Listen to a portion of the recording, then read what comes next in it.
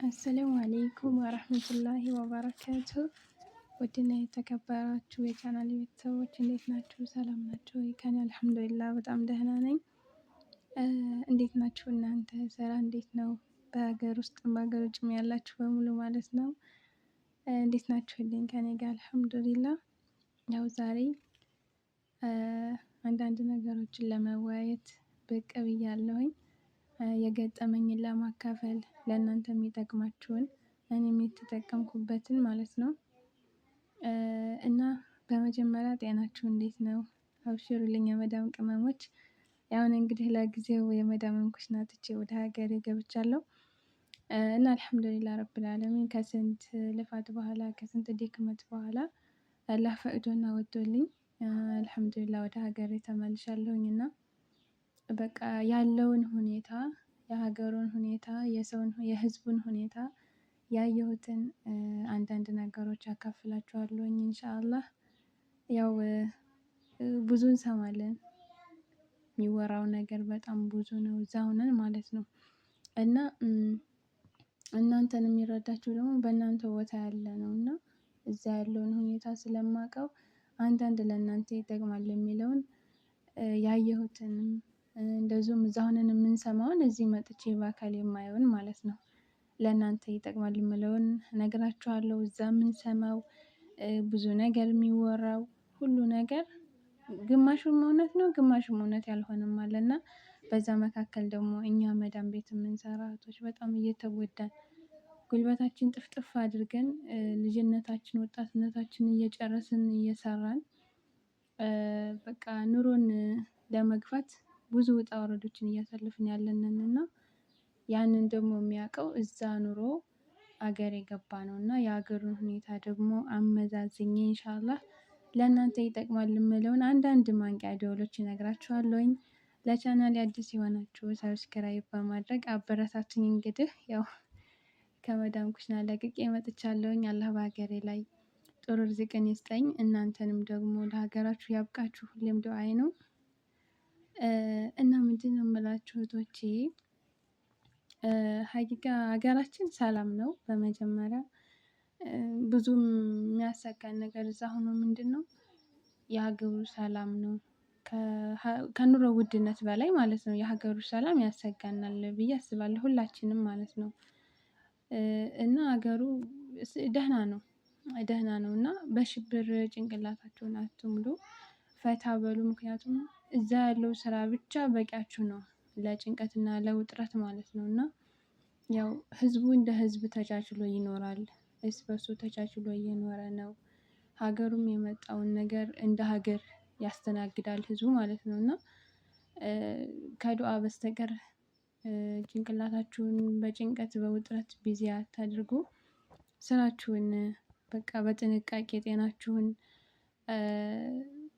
በማይጻረር መልኩ ስሩ ማለት ነው። አብዛኞቻችን እህቶች እኛ ካለንበት የስራ ሁኔታ እኛ ካለንበት ድክመት ይልቅ ለቤተሰቦቻችን አርቀን እያሰብን ጭንቅላታችንን በጣም በጭንቀት የምንወጥር እህቶች አለን። ካለንበት ከስራም ድክመት በላይ ማለት ነው የሚያሳስበን የቤተሰቦቻችንን ጉዳይ ነው። እና ምንድነው የምላቸው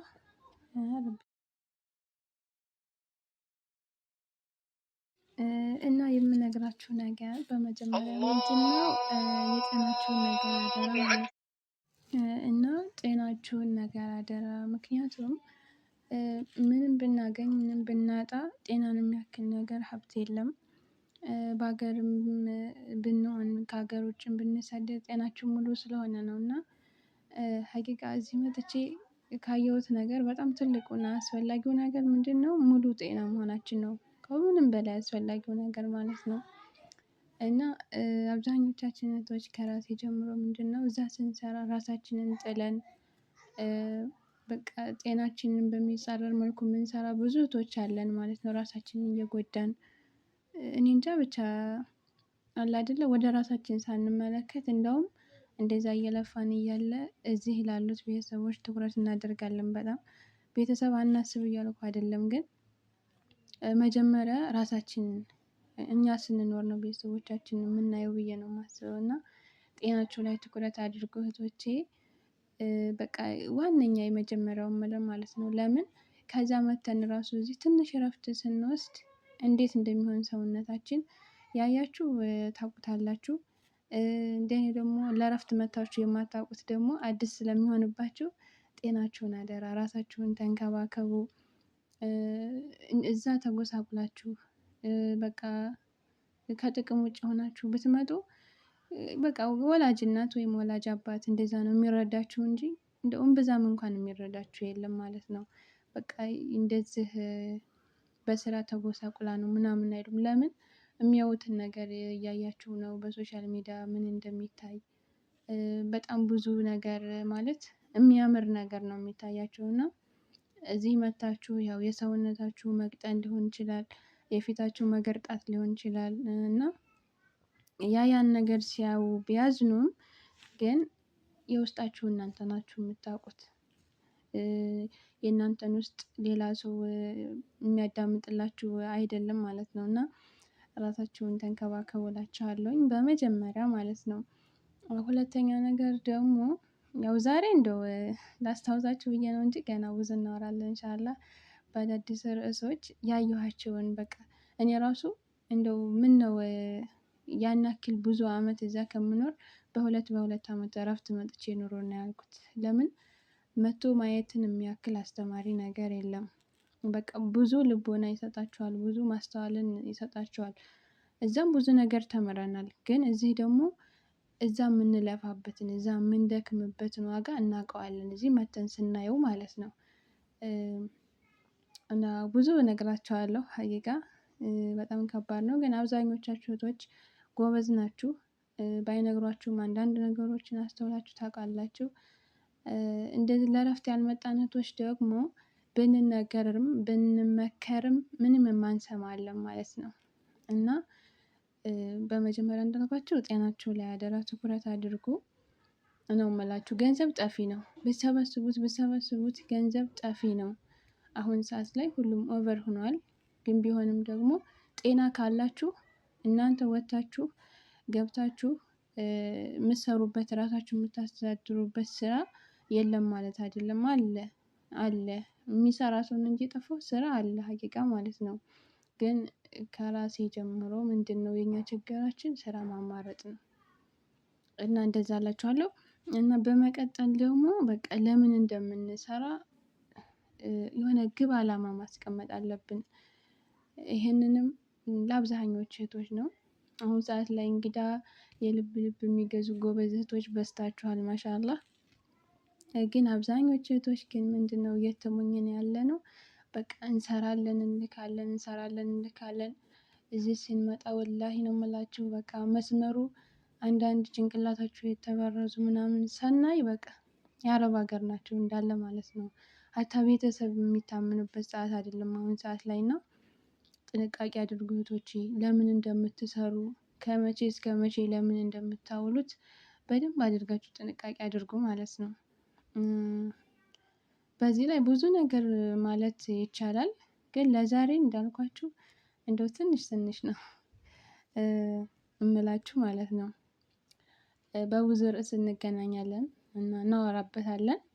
ግን እንደው ከዛሬ ጀመራችሁ ግን በቃ ለአንድ እህቴ እንኳን ስበብ እንዲሆን የምፈልገው በቃ ለምን መስራት እንዳለብን ግብ አላማ ማስቀመጥ አለብን እንጂ አንድ እህት ስታለቅስ ዝም ብለን እያነሳን መላክ፣ አንድ ወንድም ሲያለቅስ እያነሳን መላክ፣ ሀታ እናትና አባት ራሱ በቃ ቸግሮናል ሲሉ ምን እንደቸገራችሁ አጣርተን ምን ላይ እንደሚያውሉት አጣርተን ብንልክ የተሻለ ነው እህቶቼ። ምክንያቱም ከዛም አብዛኞቹ በሚባል ሁኔታ ቤተሰብ ራሱ ከዛ መላኩን ነው እንጂ ስንት ድካም እንደምናሳልፍበት የማያውቁ ብዙ ቤተሰቦች አሉ ሀቂቃ ማለት ነው።